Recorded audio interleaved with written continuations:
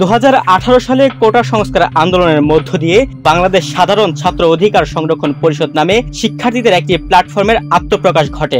অল্প সময়ের মধ্যে সারা দেশে ব্যাপক আকার ধারণ করে ওই আন্দোলন। সেই সময় সরকারি চাকরিতে কোটা প্রথা বাতিল করতে বাধ্য হয় শেখ হাসিনা সরকার। কোটা আন্দোলনে বিজয়ের পরও বিলীন হয়নি ছাত্র অধিকার সংরক্ষণ পরিষদ। নানা কর্মসূচির মধ্য দিয়ে আরো বিস্তৃত হয় এই সংগঠন। এর মধ্য দিয়ে সারা দেশে ব্যাপক পরিচিত হন ঢাকা বিশ্ববিদ্যালয়ের শিক্ষার্থী নুরুল হক নূর। 2019 সালের 12 মার্চ ঢাকা বিশ্ববিদ্যালয় কেন্দ্রীয় ছাত্র সংসদ বা ডাকসু নির্বাচনে তিনি বিপুল ভোটে ভিপি নির্বাচিত হন। এরপর জেলা উপজেলা ও শিক্ষা প্রতিষ্ঠানে কমিটি গঠন করে নূরের নেতৃত্বাধীন ছাত্র অধিকার পরিষদ সে সঙ্গে বিভিন্ন ইস্যুতে সরব থাকতে দেখা যায় ছাত্র অধিকার পরিষদকে।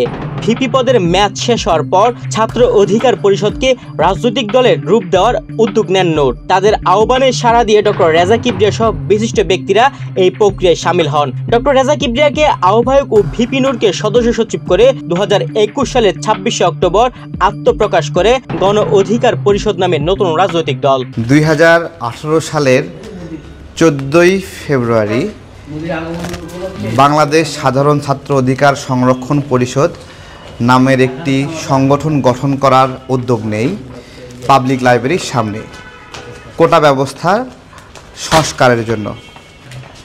সেই সংগঠনটি 2018 সালে কোটা সংস্কার আন্দোলনের নেতৃত্ব দেয় এবং পরবর্তীতে সেখান থেকে যুব অধিকার পরিষদ গঠন করি আমরা। এরপরে গণ অধিকার পরিষদ, শ্রমিক অধিকার পরিষদ এবং সেই গণ অধিকার পরিষদের নাম আপনারা সবাই শুনেছেন। আজকে যেই ছাত্র অধিকার পরিষদের সংগঠনের নাম আমি স্ট্যাবলিশ করেছিলাম 2018 সালে, তখন এখন যারা আপনার পরিচিত মুখ দেখেন তারা কেউ কিন্তু ছিল না। নবগঠিত এই দলের কার্যক্রম যখন সারা দেশে বিস্তৃত হচ্ছিল তখনই শুরু হয় অভ্যন্তরীণ বিরোধ। নূরের অনুসারীদের সঙ্গে দ্বন্দ্বের জেরে 2023 সালের ডিসেম্বরে রেজা কিবরিয়া গণ অধিকার পরিষদের আহ্বায়ক পদ থেকে সরে দাঁড়ান। সেই সঙ্গে দুই ভাগে বিভক্ত হয়ে পড়ে এই দল। একটি অংশের নেতৃত্বে থাকেন নুরুল হক নূর ও রাশেদ খান, আরেক অংশ নেতৃত্ব দেন মিয়া মশিউজ্জামান ও ফারুক হাসান। সবশেষ গত 31 ডিসেম্বর ভিপি নূরের নেতৃত্বাধীন গণ অধিকার পরিষদে ফিরে গেছেন ফারুক হাসান। দলটি বেশ কিছু নৈতিক ও সার্বভৌমত্বের প্রশ্নে দ্বিধাবিভক্ত হয় 20 জুন 2023 ইংরেজি মেলা।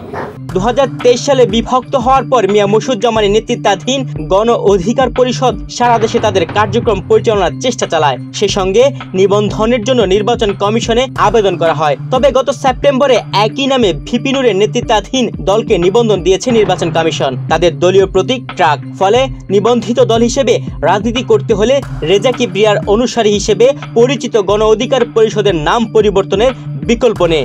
এমন বাস্তবতায় নতুন নামে রাজনীতি করার ঘোষণা দিল এই দল। গণ অধিকার পরিষদ নির্বাচন কমিশন থেকে দুটি ভাগে ডিক্লেয়ার করা হয়। একটি হলো গণ অধিকার পরিষদ আর একটি গণ অধিকার পরিষদ জিওপি।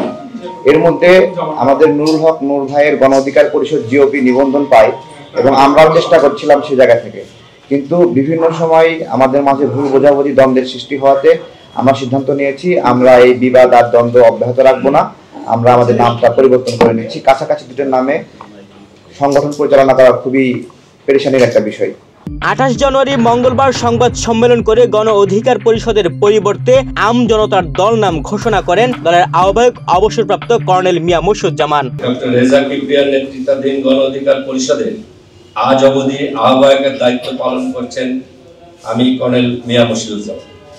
কাছাকাছি দুই দলের একই নাম হয় আমাদের মধ্যে ভুল বোঝাবুঝি ও অনাকাঙ্ক্ষিত দ্বন্দ্বের সৃষ্টি হচ্ছিল।